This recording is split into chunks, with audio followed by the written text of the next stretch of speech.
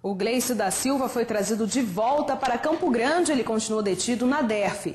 E a repórter Daniele Escher conversou na manhã de hoje com a promotora de Sidrolândia, Paula Volpe.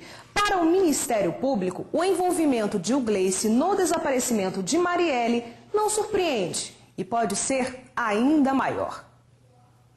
Vocês já sabiam que ele estava mentindo? Desde o início, a polícia tinha essa linha de investigação e o Ministério Público também estava concordando com essa linha de investigação, porque já havia fortes indícios nos autos do envolvimento tanto do Gleice quanto do Jodimar no desaparecimento da Marielle. Indícios como ligações do Gleice de lá de Sidrolândia, feitas por ele lá em Sidrolândia. Indícios fortes como ligações do celular do Gleice para ela, feitas da nossa comarca de Sidrolândia, e também testemunha ocular que o viu lá com ela na comarca de Sidrolândia. Então tudo isso, juntando essas peças todas e as negativas dele, começou a formar um quebra-cabeça que não batia. Foi ali que a gente começou a perceber que ele tinha mais envolvimento do que desde o início ele estava dizendo que ele tinha. Agora, não deixa de surpreender o fato de que um cunhado levou uma cunhada para fazer um aborto, sabia onde estava, onde ela foi deixada e passou tantos dias ao lado da família sem dizer nada. Além dele ter levado ela para esse aborto, que já é estranho, o que mais me preocupa é, depois que ela desapareceu, ele não contar, não procurar as autoridades policiais, não esclarecer, olha, eu estive com ela em Sidrolândia, ela pode ter sumido por lá, procurem por ela por lá. Ele poderia ter colaborado com a investigação para a gente tentar achar essa menina, porque todo mundo acreditava que ela estava viva, mas não, veio o silêncio. Isso nos preocupa bastante. Como familiar, ele tinha que ter colaborado com a investigação, porque o desespero era de encontrar a cunhada dele.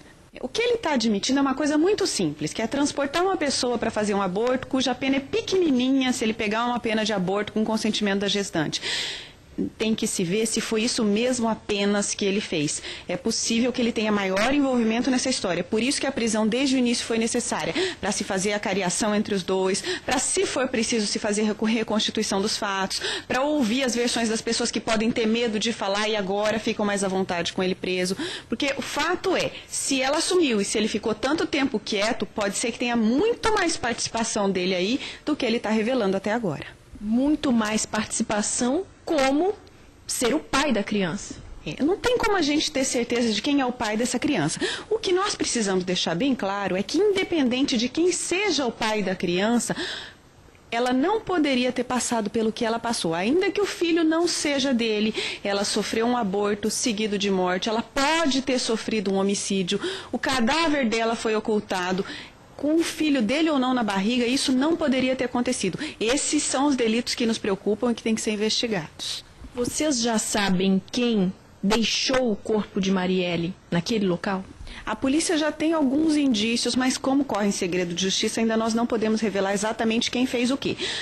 Além disso, a investigação continua, podem surgir novos elementos a qualquer momento. Vocês já conseguiram ter a certeza de que funcionava uma clínica de aborto na casa do Jodimar? Não, a princípio não. A princípio, ela foi levada lá para fazer esse aborto. Isso nós temos certeza, mas se lá se fazia outros abortos, ainda não foi apurado. E na segunda-feira, o delegado responsável pelo caso, Fabiano Nagata, vai dar uma entrevista coletiva à imprensa para detalhar os passos desta investigação.